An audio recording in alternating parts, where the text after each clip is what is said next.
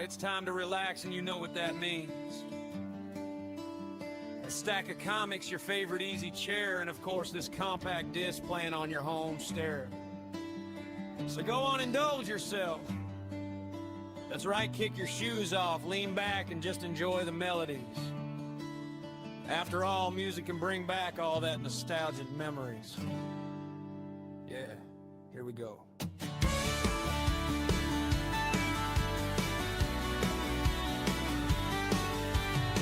Welcome to Captain's Comics and Toys and More.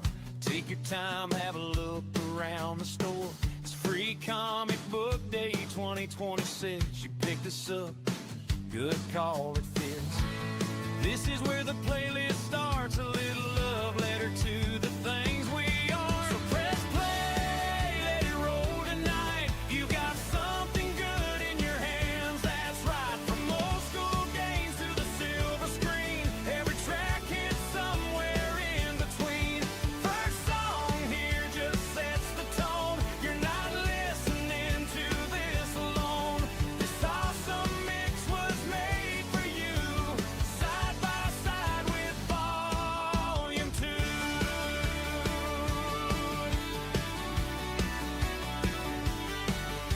You'll hear a fight, you'll hear a flight.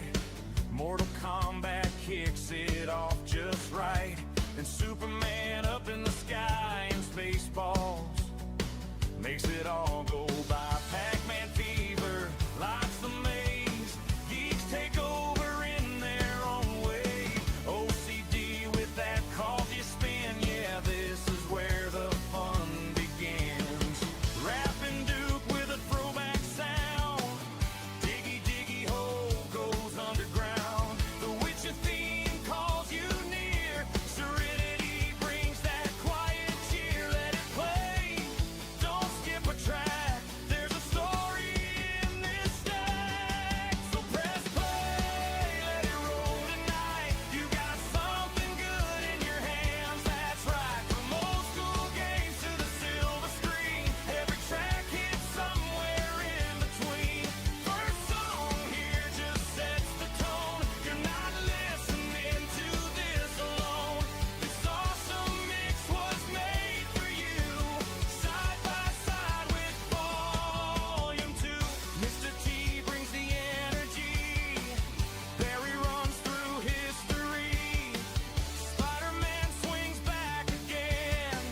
Hobby talk with all your friends, and time keeps moving on. Then the ultimate showdown song, and if you're someone who plays to win, there's a hidden track tucked in. Yeah, you might want to stick around.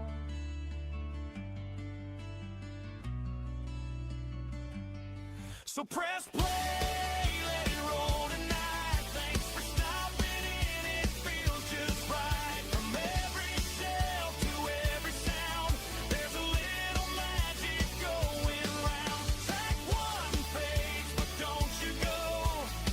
There's a lot more left below. This awesome mix was made for you. Every song to carry it through. Thanks for stopping by today. Enjoy the show and press play.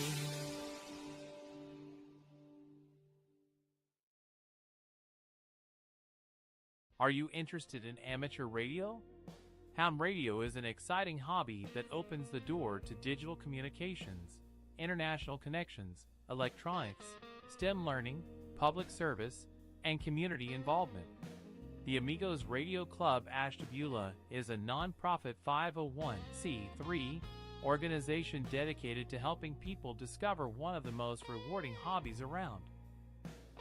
We offer free amateur radio licensing classes, mentoring, technical support, and opportunities to get involved in all aspects of radio communications. Whether you're interested in emergency communications, technology, public service, or just meeting great people with shared interests, there's a place for you in amateur radio.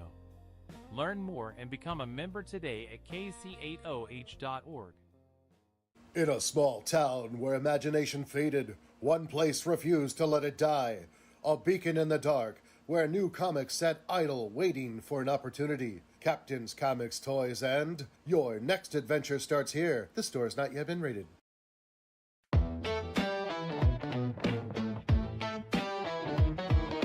Rykus leans in, his eyes like fire. Nemo's got the mic dressed in satire. Andrew in the booth, spinning the wheel.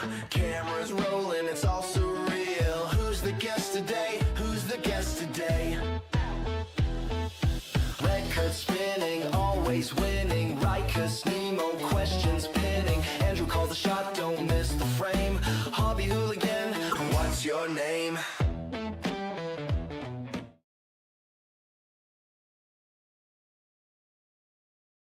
Hobby Hooligans. I am Nemo. Welcome to Ashtabula Hobby Talk. I am president of Amigos Radio Club Ashtabula, an amateur radio enthusiast, and I'm here with.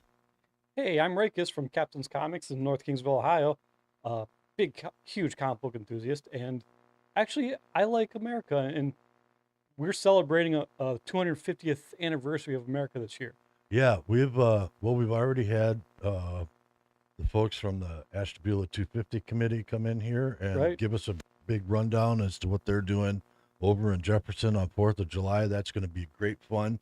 I can't wait to participate in all of that. But there's a huge hobby out there that's celebrating the 250th in a really awesome way. Yeah, and it's called trains. Train enthusiasts, hobbyists, model train guys, and big train guys alike. And we got a guy with us tonight who's both a little train guy and a big train guy. Let's bring Erick in. Erick, thanks for coming on the show. Thanks for having me. Appreciate it. Happy to be here. Hey, man. So we did an away mission with you up at the Conneaut Train Museum, and that was great. And we've got the 250th anniversary or 250th coast to coast tour of the Big Boy train, one of the largest trains ever to be built and still in production or still in service to this day. And there's not very many big steam engines left on the tracks anymore, but we figured you were probably the expert to come on the show and talk with us about it. Yeah, the Union Pacific 4014 Big Boy is one of 25 Big Boys that were built back in the 1940s. It is the largest in-service steam locomotive that is out there. Now, when I say the largest in service, there are a few locomotives that on paper are slightly bigger than the Big Boy, but the Big Boy holds the claim because it's still in service. It was last ran in 1959, and it was retired in 1961 after 1,331,205 miles. Wow. Well, that's more than my Honda Civic, I'll tell you that. So it's pretty safe to say that this is a once-in-a-lifetime event where we're going to see the Big Boy running around. Where it lives. And the fact that it was able to come all the way here and continue to the East Coast is a huge effort on the part of Union Pacific and Norfolk Southern. I mean, it's amazing to see this thing. I've seen it in videos, and when it came through, it was a sight to behold. I got to see it twice. I saw it on Monday when it came through North Kingsville, and then I also got to see it on Tuesday when it left the Conneaut yards to head further east. And it's amazing at when the people see this, it's mesmerizing. It really is, because we really don't see that anymore. I mean, back in its day, steam engines ruled. They ruled the railroads, and now all we see is modern diesels, which again they're pretty impressive on their own right too. But when you see a steam engine, I guess the best way I can describe it, it's a living, breathing machine. When they sit there, and I call it idling. I mean, it doesn't idle obviously like a diesel does, but it breathes, because you hear the air pumps cycling, and you see the smoke coming out of the stack, and it's like a breathing animal. It's just amazing. It's hard to describe. When you finally see one in person, you'll know exactly what I'm talking about. Absolutely, and just being next to the one that you're helping restore up there at the museum, that's impressive enough. But Yeah. I can't say I've seen one actually running. We got some people coming in the chat, so if you're just picking up the show, please go ahead, jump in the chat. We'll try and get Eric to answer some questions for you about steam trains and the big boy coming through. So don't be shy about that. And so they like many, they've pieced this one together with the other pieces parts that were laying around. Is that correct? Well, actually, what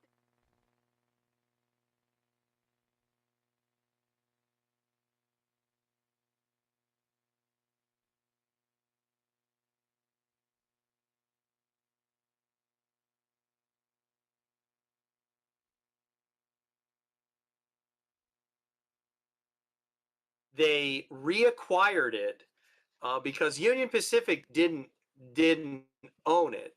Um, they they basically reacquired it in 2013 and got it restored for the 2019 for the 150th anniversary of the Transcontinental Railroad.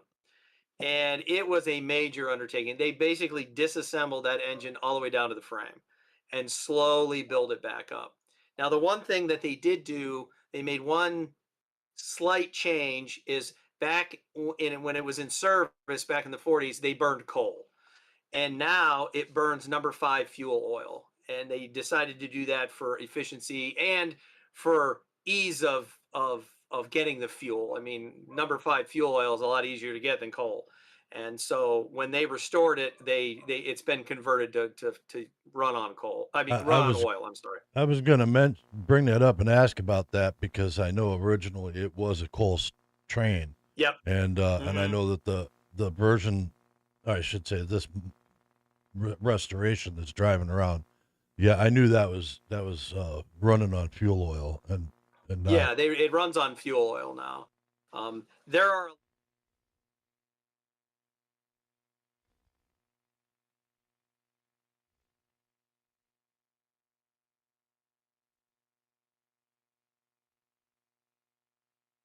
on things that they did. He was actually the guy on the throttle when he came into Conneaut. Nice.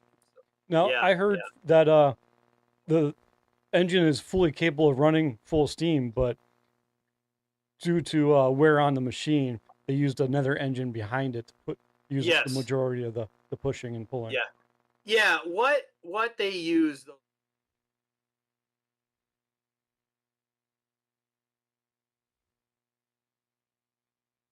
there's actually 2 diesels. I don't know if you realize, but there were 2 there. The one is a Norfolk Southern Heritage unit, and that's got the nice 250 anniversary paint scheme on it. That was the only unit that actually was in service. The other one was completely shut down.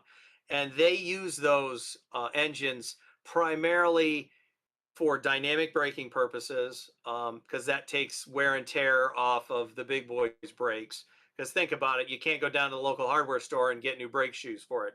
Anything that breaks on that steam engine has to be custom built and produced. So yeah, they primarily use the diesels for dynamic braking purposes, and they use it to kind of take some of the load off it. And every once in a while, they'll stretch 4014's legs and show everybody what it can do.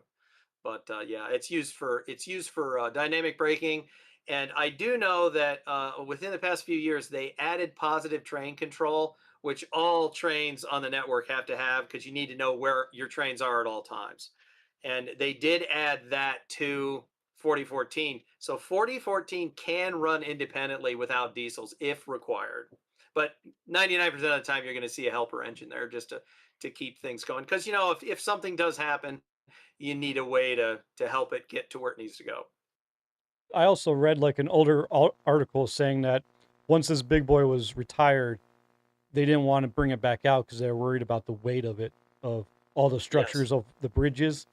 How did they Yes. overtake that? You know, how Well, they get that Especially out? some of the bridges around us. Give me Yeah. 1 second. I just got what they told there's. did is, Oop. and this probably Yeah. this is probably Give me 1 happening. second. Oh, We hold got- on. Don't, before you answer that, Eric, I think Got an audio issue here. I guess we're having some audio issues.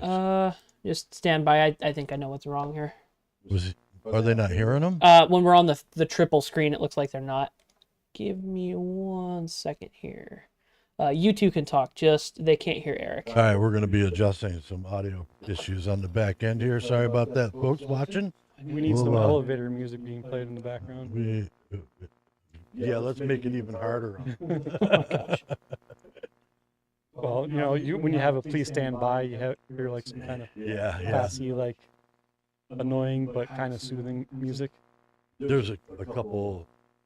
So we can talk a little bit about the memes, because I've seen a ton of memes about with the train engine there, which are pretty funny. I saw one where the conductor, the engineer, was hanging out the window, and there were all these drone stamps on the side, like a fighter plane. And there was another one with a DeLorean in the front of it. I seen one with the big boy figure from the food franchise. Running out with the hamburger in his hand.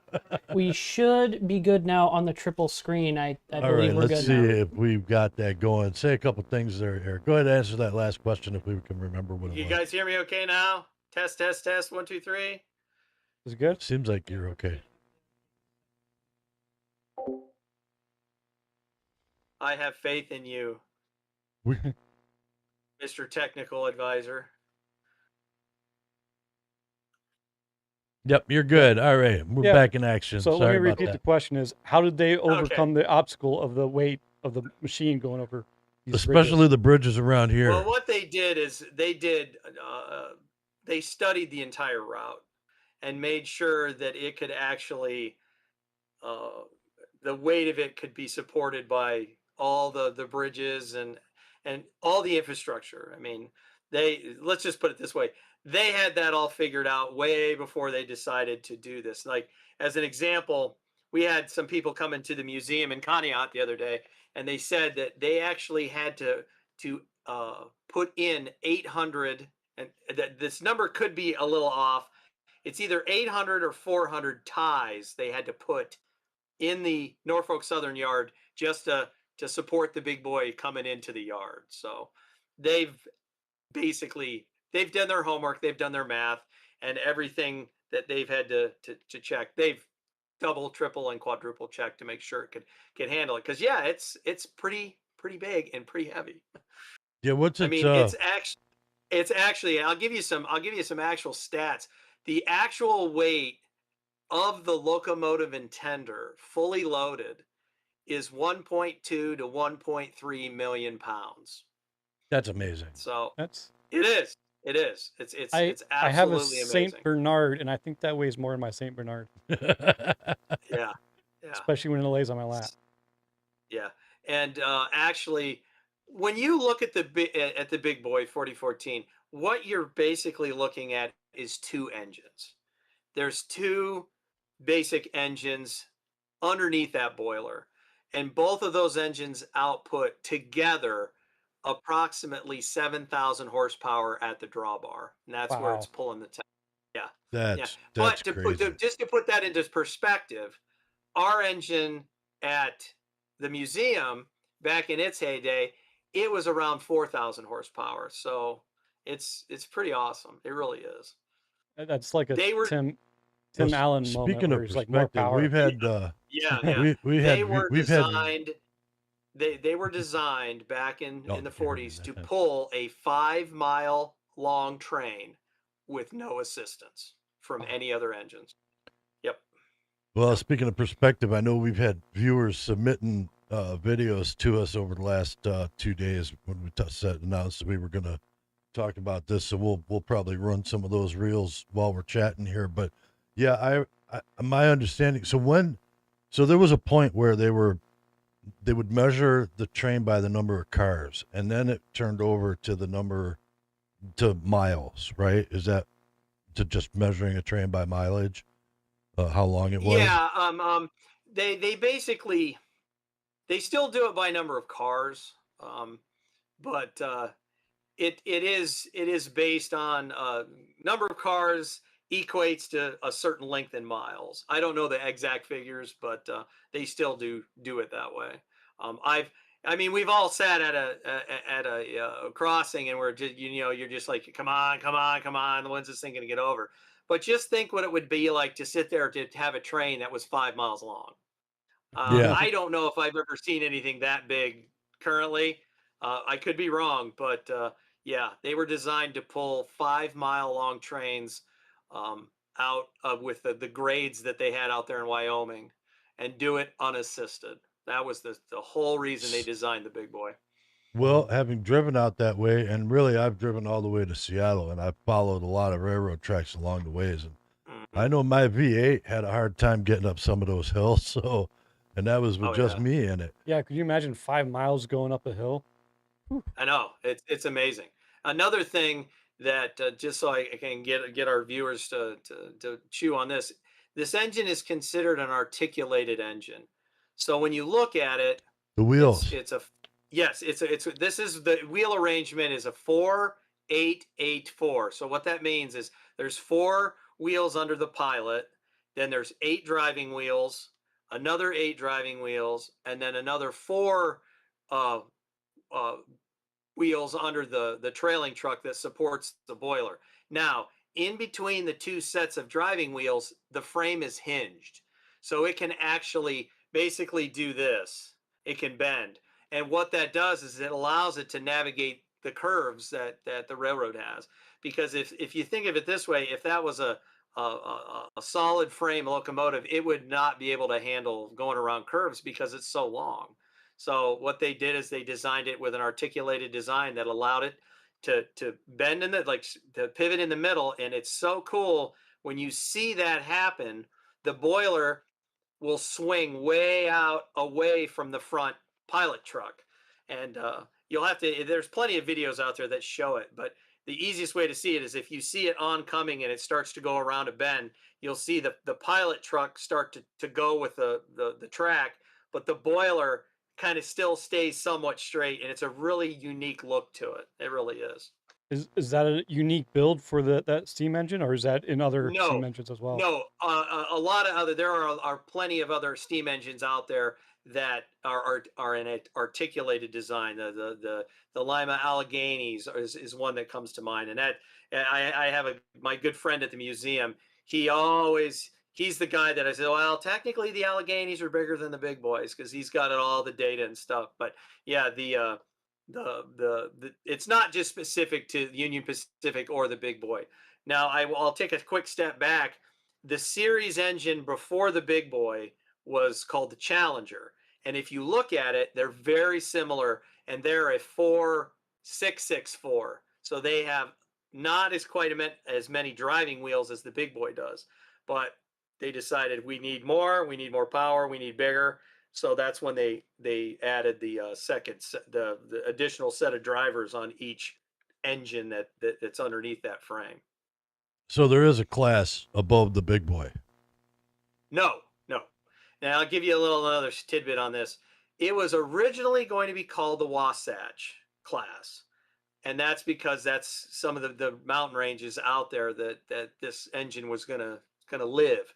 Well, they were built in at Alco, American Locomotive Works, and in Schenectady, New York. And when when the first big boy was coming off the production line, a machinist, a worker there at Alco, scribed on the smoke box door "Big Boy," and it stuck. And that's why they call that the big boy class. It's fitting. Yeah, yeah, it is very fitting, and you'll see it. Sometimes you'll see that on there. Sometimes you won't, because the way they did it back then is some guy just scribed it with chalk, and the Union Pacific Steam guys, that's what they do. They'll climb up on the front of it and they'll scribe it just the way that was done back in the 40s, and then that's when you'll see it. When I saw it over this past week, you could still see it, but it probably needed to touched up just a little bit. Got a question here for Eric. The one engine are Norfolk Southern, and the rear one is Union Pacific. I know he mentioned that earlier. Yes. Yeah, they're both diesels. One is a Norfolk Southern Heritage unit, and the other one was a Union Pacific engine. Cool. You give Because a I don't shout-out know to the person. That's sorry. That was Justin Cole. Oh, okay. Now, one thing I'll tell you about Norfolk Southern and Union Pacific is right now they're in major talks of merging, and if they do, we're going to have basically one railroad that can go from coast to coast. So I think part of the big boy, and mostly it was for the 250th anniversary thing, but I think another thing is they kind of wanted to Union Pacific wanted to show them what they have. So that's one of the cool things about this whole trip that they're making. Nice. Well, let's all hope for that merger, because that'd be great. Yeah, that'd be pretty cool. Yeah. On the historical side of things, though, these are the trains that really built the West.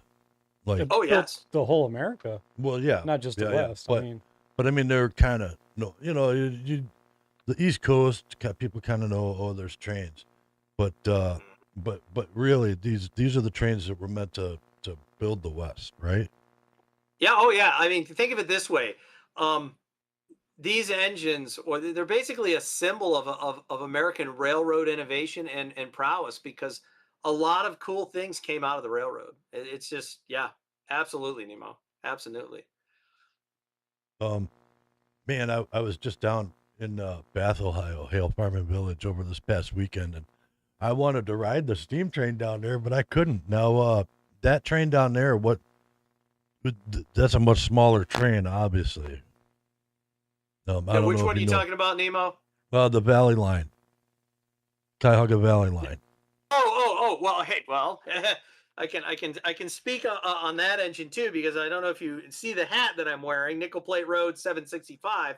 Yeah, we were down there. That's a sister engine to the one we have at the museum.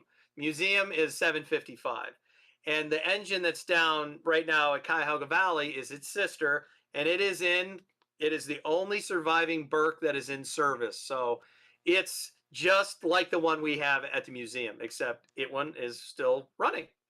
And a Yeah. neat little And neat it's tidbit sold about out it. on the weekends. Yes. I was fortunate 2 years ago when I went to my first Nickel Plate Historical and Technical Society convention. We got to go on an excursion behind 765, and it was awesome. Like I said, a living, breathing animal, and that one is still burns coal. So you get the sound, the smell, the cinders. I mean, it's all part of the experience. Yeah, I missed the train, the big boy coming in. My comic shop is right down the street from a train state where it's going to be driving through. We drove by there, and it was all packed. I mean, it was like a festival almost. Just the by crowds. I think we got some shots of the crowds. There were people lined up all over everywhere. So we decided to keep driving and find another spot down the tracks, and we decided to stop at the Conneaut the train yard, because that's where we're going to be stopping. That was So yeah. It stopped way before we were at, so I didn't get to see it. Me personally, with my group of my friends from the museum, we camped out at up there at on 193 in North Kingsville. That's where we camped out, and we got there. It was about 1 o'clock, and by 3 o'clock, it was packed. Yep, that was right where I drove by. I was right on 193. I was like, that's too big of a crowd. No, thank you. Yep. I mean, I joke around with my train aficionados, and we're all crazy because we'll sit out in the sun for 3 hours to watch something that takes maybe 15 seconds so to go by. Yeah. But yeah. I was gonna do it. I just was knee deep in a brake job at that time. Sure, But understandable. had to take care of that first. I fully plan on seeing it when it comes back through. Yeah, it is scheduled to come back through here next month, so I'm looking forward. Yes, in to July. It's coming back, coming on the return trip. So I believe it'd be like If you didn't see- 13th or something. Yes, that sounds about right. Yeah, if you didn't see it the first time, this will be your opportunity to get to see it before it heads home out west. Yep, I'll definitely watch it because something about feeling the heartbeat of the train as it passes by. It's got to be It's pretty soul it pounding. yes, oh yes, and especially this engine, the earth shakes when it goes by. Trust me, it really does. Our one well, Vito is a member of our radio club, and he went out to see it, and he submitted some footage for us tonight. And he said when the train pulled up and started pulling by, it blew its horn, its whistle, and he said he could feel the vibration through the people in front of him. Wow. Yep. Oh yeah, totally. And I've seen some slow mo.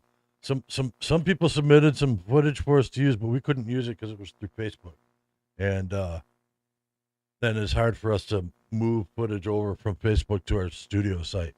So, but some good slow motions of the steam and the steam coming out the bottom along the tracks, 20, 30 foot off of that train. I've watched a lot of these videos, and I see people just being so daring to get really up close to it. I mean, Yeah, I saw somebody tried to put a GoPro in the middle of the track. I seen someone do that too. Don't do that. Yeah. Well, as long as you're not I mean- standing there. I mean, And it's one thing I want to kind of point out to everybody that's listening is let's be smart about stuff, because steam engines are a completely different animal than what you see on today's railway systems. I mean, when you see them coming down the line and you see all that steam billowing out from underneath, what that is they have these devices on the cylinders. They're called steam cocks, and they open those to remove excess water, because think about it, water is not compressible. So, and I will admit they do it also to give everybody a show, but it's not cold steam coming out of there. That's warm, that's hot steam. So Right. people need to Steam realize by that- definition is hot. Yes, yes. You gotta, I mean, hey, I work in a nuke plant, so I know all about hot steam. Yeah, you just gotta be smart. I mean, come on. They talk about it, and they say, stay away, stay 25 feet back. Treat any railroad as a live railroad. I mean, there can be a train at any time. So people just be smart about it. Don't be the statistic. Do the right thing, so Right. everybody can enjoy it. you can step back and still get really close up videos with your camera. Yeah. I mean, I was down in Conneaut when they left, and I did. I was able to take my cell phone, and I actually, you guys will laugh when you hear this. I taped it to a railway sign that was right at the right of way, and when I saw the train getting ready to come across the Conneaut Creek there to head east, I started the video, and it was 18 minutes long, but it's one of the best videos. I will try to get so you guys can use it, because it is an awesome video. All right. Well, Yeah. definitely. We could put it up as a behind the scenes thing. Yeah, absolutely. Absolutely. Totally. We'd be more than happy Yeah. to put that up. We'll put it on our webpage. Yeah, we could throw it up on the you website, go. let people download, Yep. or not download it, but Visit ashtabulahobbytalk.com. Yep. Check out that footage when we get it. So you're not just a big train enthusiast. You're a little train enthusiast too, but do you have a Yes. little version Yes. of the big boy? Little or trains. no? Little trains. Little trains. Yes, in this hobby, I'm relatively new to it. Within the past few years, I learned more about my family's history with the railroad, specifically the nickel plate road. My grandfather, he was a machinist over in Conneaut, and his brother, my great uncle, was an engineer on the Buffalo Division. So a lot of times when you get into this hobby, there's so many eras that you can model. You can model modern, you can model steam, you can model diesel.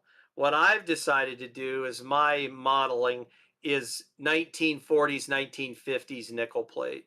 So most of my collection is, like you just saw there, is a small is nickel plate road. But my collection and my modeling is this steam era transition. So I have steam and I also have diesel, because the nickel plate road, they were one of the last railroads to hold on to steam, because the modernization of railroading, the big thing was the sheer cost of it, and diesel locomotives could do it cheaper. The maintenance was a lot less and a lot cheaper. Maintaining steam locomotives was not an easy task or a cheap task. There was a lot of money involved. But my era is 1940s, 1950s. Now, I will admit, I do have some modern engines in my collection, because the natural progression of the railroads, um, the nickel plate was in 1964 was absorbed by Norfolk and Western. So in 1964, the nickel plate ceased to exist. Then, as mergers happen here and there, the modern day successor of that railroad is Norfolk Southern. So my collection does have some modern Norfolk Southern stuff in it, just as a kind of a tip of the hat back to nickel plate. Well, that big boy fits into your era pretty well. Do you have a model It of does. It does. Yes, I do have a model of the big boy in my collection. The only disadvantage, that engine is very long, even as a HO scale model, and my layout is not what's the word I'm looking for? It's not conducive to the curves that are on my layout. But my plan is to eventually build a bigger layout, and when I do that, I will be able to run that engine on the layout with no problems. Does So that yes, I model do have have. that hinge in the middle of it too? Yes, it does. It's all That's awesome. it's just take the real size big boy and shrink it down to 1/87 scale, and there you have it. That's awesome. That Yeah. miniature train you have there, that's a 514? Okay, so what this is, I'll kind of, hopefully I can hold this up again to show the viewers. This is a, a Jeep, a GP9 514 is the 514 is the cab number. And this is one of the diesels that the nickel plate used. They actually had a lot of these. So it's kind of neat. So there's a little story behind this engine. So as you can see, this is 514 that I have for my layout. And here's 514, the real one, with me in the cab. Oh, that's so cool. Yep. That's awesome. Yeah. So, and the one thing I'd like to bring up, and talk about real quick about this model railroading hobby, is the people that are in this hobby are some of the most wonderful people you'll ever meet. And as the story behind that engine that I just showed you guys is, we went to a Nickel Plate and Technical Society convention last year. I'm a member of that. And one of the things we did at the convention is we got to go on an excursion, because down at Scranton, PA, at the Age of Steam Roundhouse, that is where that engine lives now. And we had an excursion, which there were a bunch of passenger cars, and everybody got to go in the passenger cars, and they take you out for half an hour and then bring you back. And one of the things was, one person would get chosen to ride in the cab of the engine. Well, that was me. And Cool. it was an awesome experience, So when we were all said and done, I was talking to a group of people, and especially the one dear friend of mine, Tim Adang. He is a big nickel plate modeler. And I says, now I need to find that engine for my collection, because I actually rode in it. And he just looks over and he smiles and he says, "You've got it." And he had one, and he graciously gave it to me on extended loan, if you get my drift. So That's super cool. the people that you meet in the hobby is just, it's amazing. Everybody's there to help everybody else. You have any questions, something that you're not sure how you want to do it or how you want to model it, or with this newer stuff that's all digital, it can be kind of mind-boggling and confusing. And there's always somebody that will help you. And you got your local clubs. Again, I belong to the museum, and me and the other gentleman, Tim and Dang, we run the layouts there, and we're constantly bouncing stuff off of one another. He happens to be an absolute model, a master modeler. He won't admit it, but he has done some work for me that it looks like a miniature version of something just shrunk down, all weathered. It's amazing what this hobby it can do for you. Um, I'll tell you what, I'll have a long, hard day at work, and I come home, and on the weekends when I'm at the museum, or I go over to Tim's house to do stuff with his layout, and all my stress is completely gone. That's the It's whole just a point of the wonderful hobby. thing. It is. It really is. So I encourage people. There's so many different. There's different scales. So you got the O scale, which is the larger stuff. Then you have HO, which is what I model. Which people wonder what's HO stand for. It's half of O scale. That's kind of a gimmick that they say, but it's the truth. It's half the size. Then they have N scale, and N scale models are tiny. And I may hold on, be patient with me here, guys. Let me see. Oh yes, I do. I have one right here. So here's an N scale model. It's tiny It's like a micro compared to the machine. other. It is. You're absolutely right. I mean, it's tiny, but they also have G scale, which G scale engines are primarily used for outdoor layouts, and that they're a pretty good size engine. But there's Those are so many ones you different. probably find at a kiddie ride or something. No, not that big. Basically take an O scale engine and double its size, but they actually even have what's called Z scale, which is crazy small.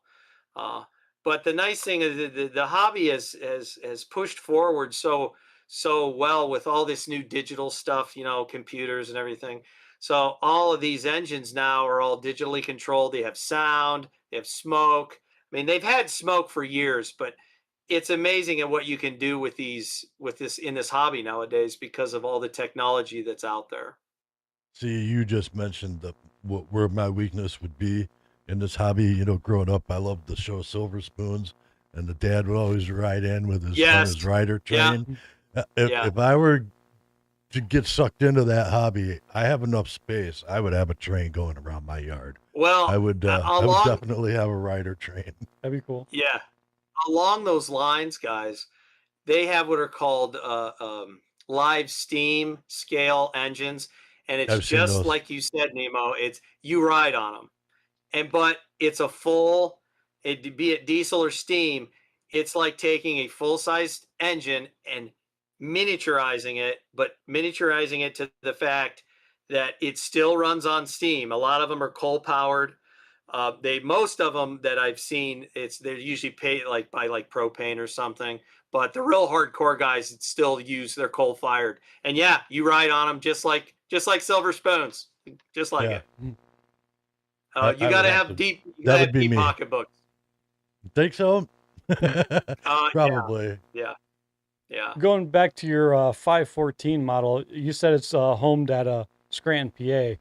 And when I was doing Yes. the research on the Big Boy, that was like one of the homes of the Big Boy too, was in Scranton, PA. What's the significance of Scranton, PA with trains? Well, Scranton, PA, they have it's a national park, and so it's funny that Rykus that you mentioned it.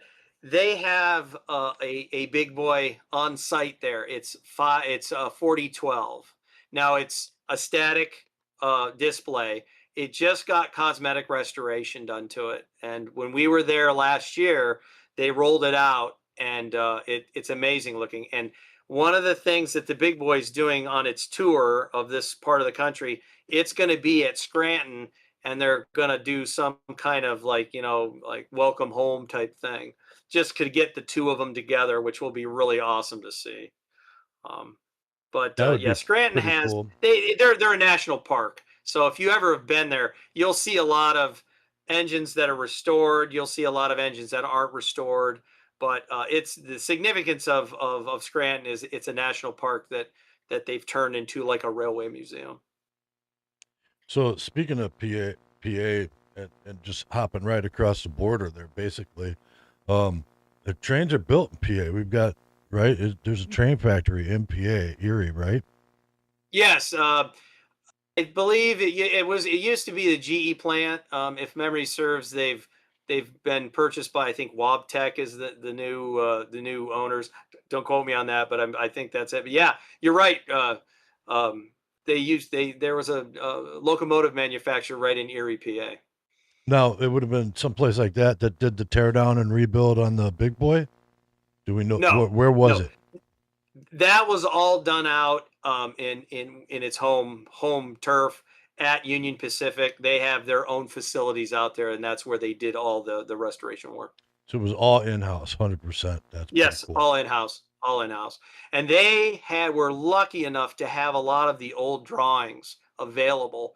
So things that they had to custom make, they had actual physical plans that they could base their parts off of, which was made life a lot easier for them. Still, again, you can't just go down to the hardware store and get what you need, but they were able to put her back together, and I think they did a fantastic job with it.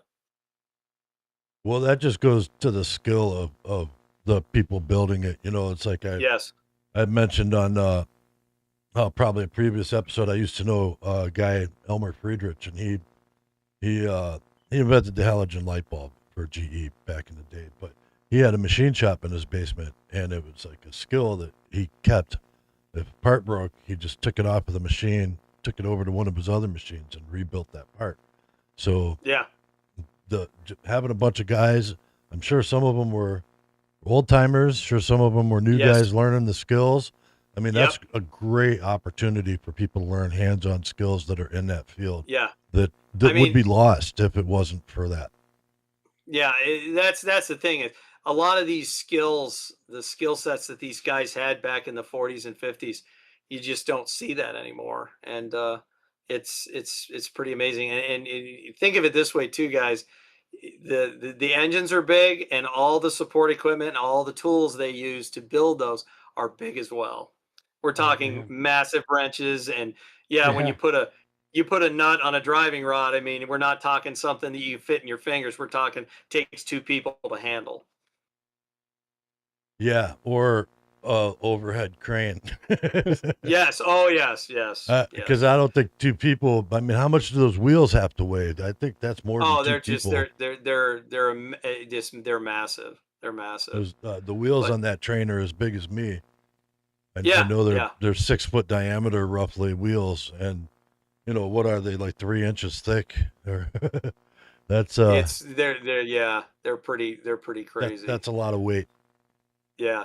Now, the big boys back in the day, their maximum speed that they usually operated at was between 40 and 60 miles an hour, but the design was set up that they can run at 80.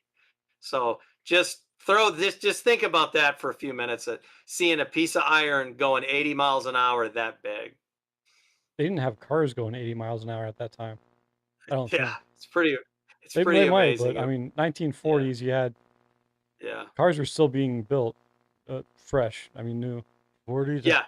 Yeah, I can't say for sure, but well, I don't know. Maybe yeah, maybe top speeds on the race cars were probably doing that. I mean, in the 40s, they did have 35, 40 mile an hour roads, and when was the Autobahn. interstate set up? That was in The Autobahn didn't happen until like the 40s. Yeah, but Mhm. we put the interstates in right around them too, right? Those were all right through the 40s, and the interstates were designed for 70 mile an hour traffic. Most of them, the stuff inside the perimeters of the city wasn't, but all the once you got outside how you've got the part of the interstates that circle the town. Once you got out on the main interstates in between towns, those are all set up for 70 miles an hour. They were designed for that. With the expectation that the cars would do 45, 50 on them safely. Hmm. So Interesting. I see we're having lots of chats in our chat room. Is there any questions or anybody want to ask any questions to Eric? Now would be a great time. Mostly it just looks like folks chatting with themselves, which is pretty cool. all right, Yeah, that's well, cool, too. bring the community together. Hopefully they got some cool stuff to say. If there's anything important, that's great. I'm glad we got people in the group. That's what this is about. Absolutely. Getting people connected in hobbies.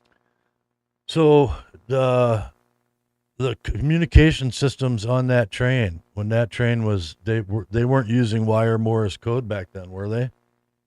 No, but they did have radios, early radios, and what I'm going to do is I'm going to kind of take a step back and we're going to talk about the nickel plate road because they were the nickel plate was very on the kind of forefront of technology, and our engine at the museum, it actually had a radio in it. The radio box is still visible on the top on the tender, so they were able to keep in touch with the cabooses that had radios. Now, not every single one of them did, and in that case, you know, it was all hand signals and stuff like that. But they were getting to the point with the modern technology that they could integrate that kind of stuff with the rail system. I mean, nowadays it's all positive train control. I mean, it's all GPS and there's satellites that are linked up and everything, so they know exactly where everything is. But back in the day, they did a lot of it, or I'd say a good 90% of it, hand signals, and you know, they knew how to run trains. And when you think about it, the nickel plate line here along the lake, it was basically single main line, so they had everything timed down to the second, basically, to get trains where they needed to go, and get them there safely and get them on time. And that is one of the slogans that the nickel plate had. It was called high speed service, nickel plate high speed service, and they were known as the underdog because you had all these other bigger railroads, but the nickel plate could do it better and faster than the bigger guys. So that's why they were good at what they did. And you know, I always wonder what it would have been like to live back then, because I've seen a lot of videos of the nickel plate back in the day, and it just absolutely fascinates me because my family was part of that. So I wish I could go back in time and live it. So I can't. So the best way to relive that is do it with model trains. So that's how you can relive your past. And keeping the history alive there. I think we got a question in the chat there. We got a oh, here, let me do this. We got a question from Justin Cole. How long would it take to warm up that big of an engine, aka big boy? Well, the way they do it, I can't give you a specific time, but they preheat the feed water in that engine. So when let's say they know that they're going to take that engine out on an excursion.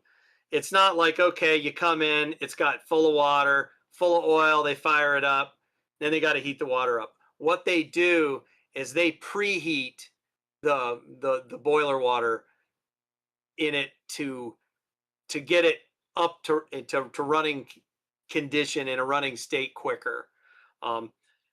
Back in the day, I can tell you this, from a cold, and I'm going to go back to nickel plate here because I know a lot about nickel plate stuff. From a cold engine, they could get it fired up and ready to go in just a little bit over an hour.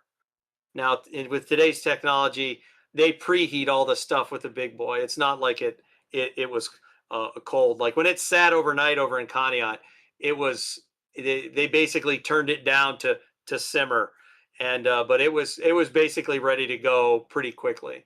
But from a cold standpoint, they preheat it. They've got facilities that they'll preheat it when they get ready. It's all water's injected into the boiler and it's already pretty hot to begin with.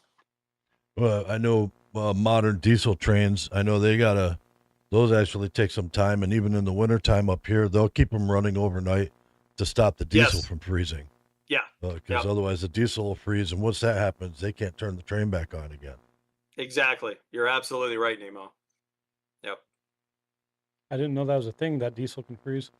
It freezes, it turns like slushy, and which is enough to make it so it won't go through the pipe. So they got to keep that train on and heated in the wintertime so that if it runs out and shuts off. That was a big thing. That happened in that big storm just 2 years ago or whatever.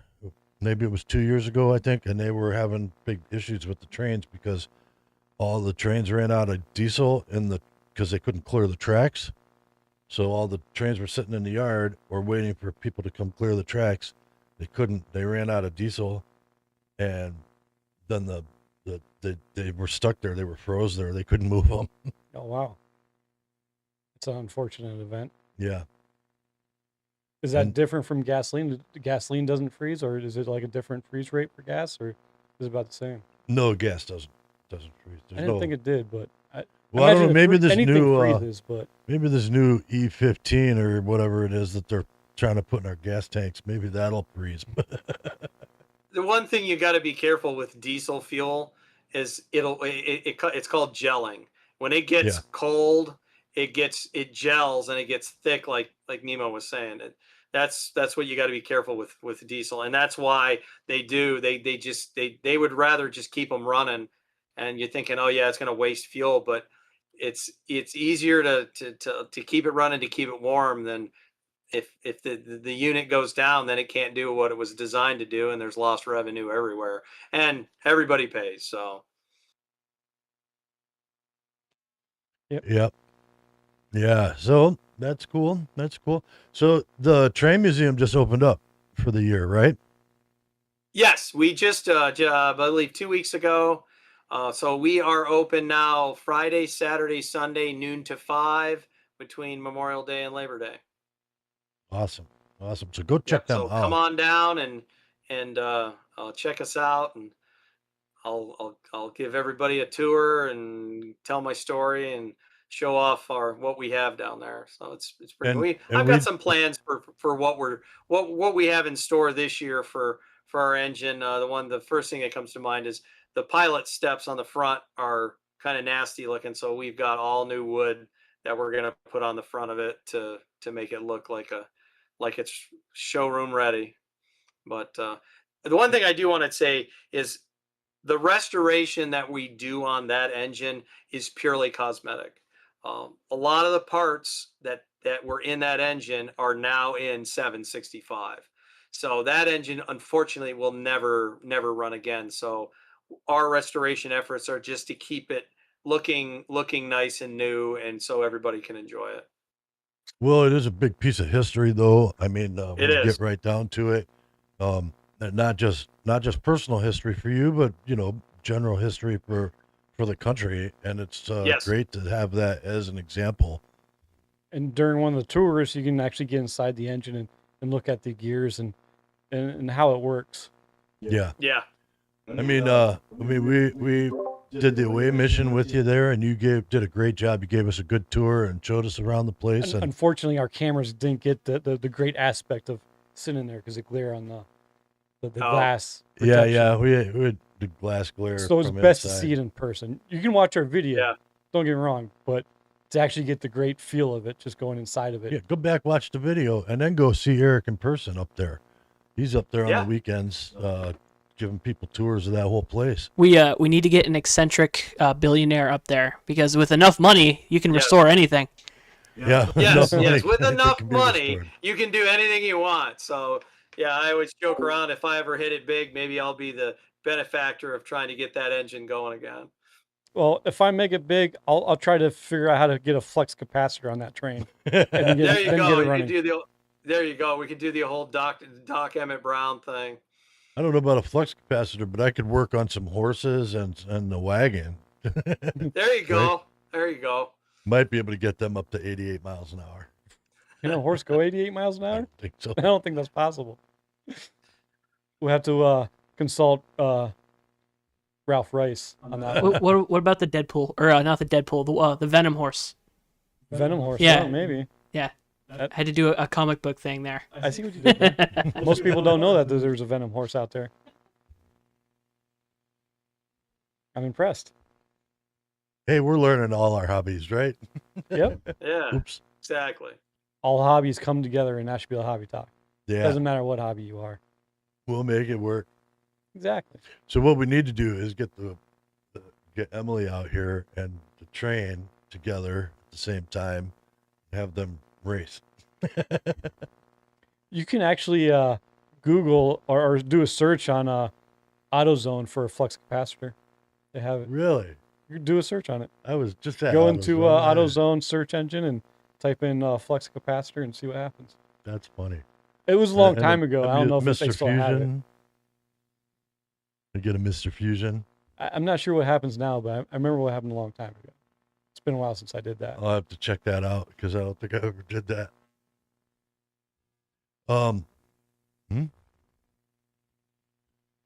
Our production guy started to say something and then he backed out.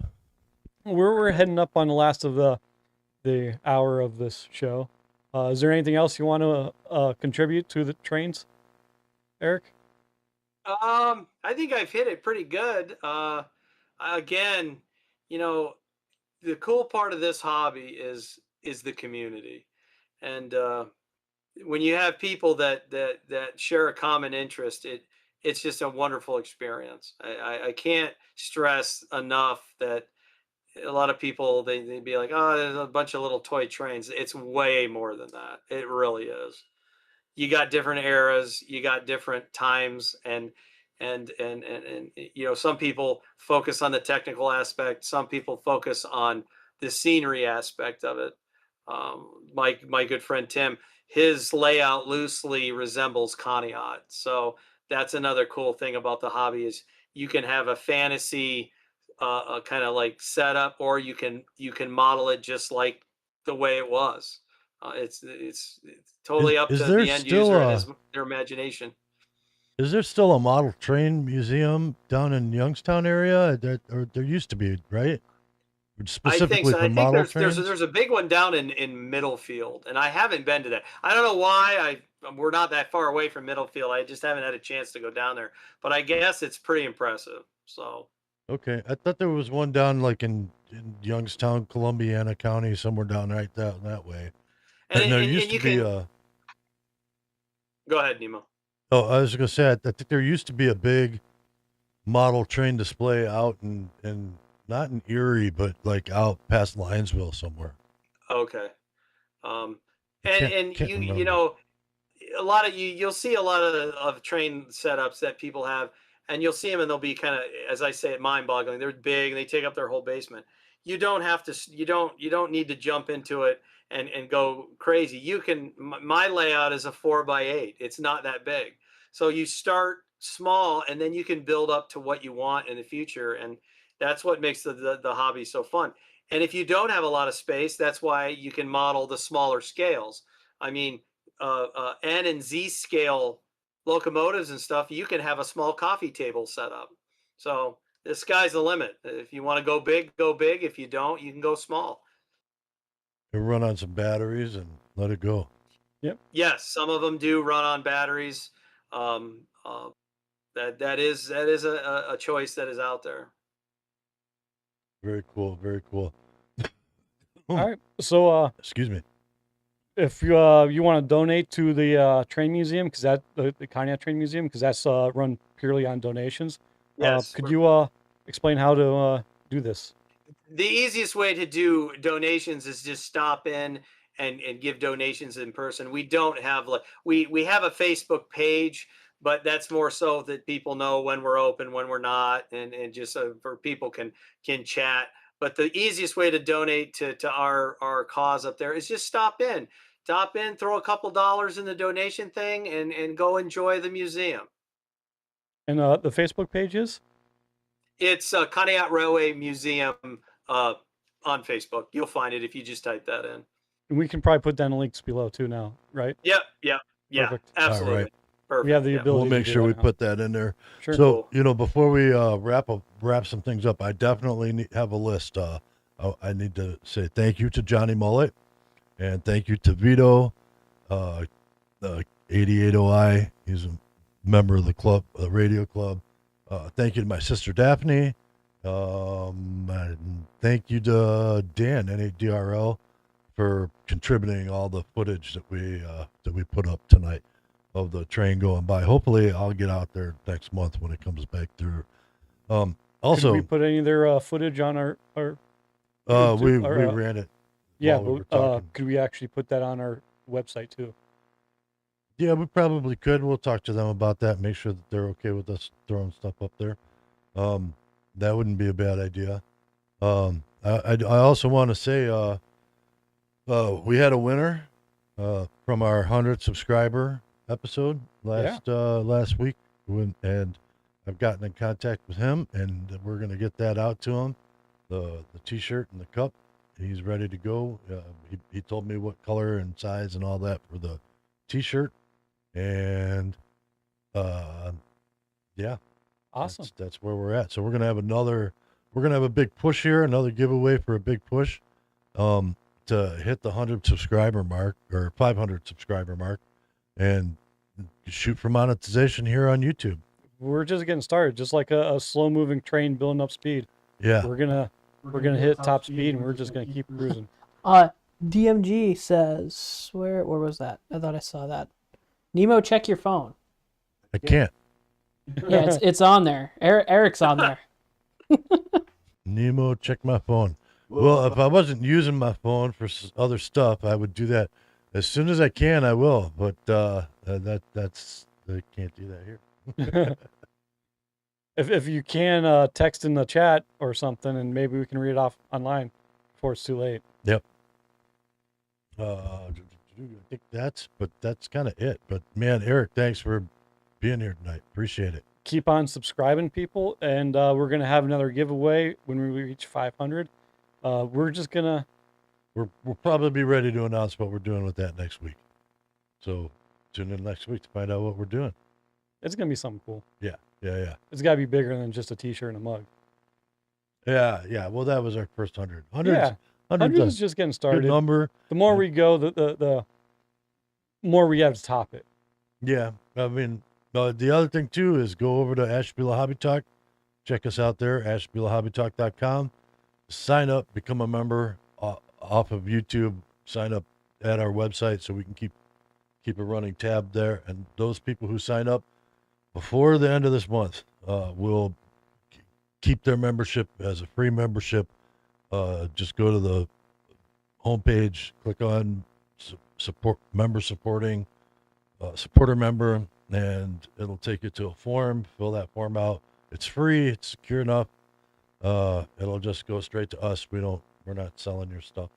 We're just keeping track of it so that we can keep you informed as to what's going on with the show. So, and when we do make some changes to the website, go to a member's site, you'll have that already set up, ready to go, and you'll be free as long as you're signed up already.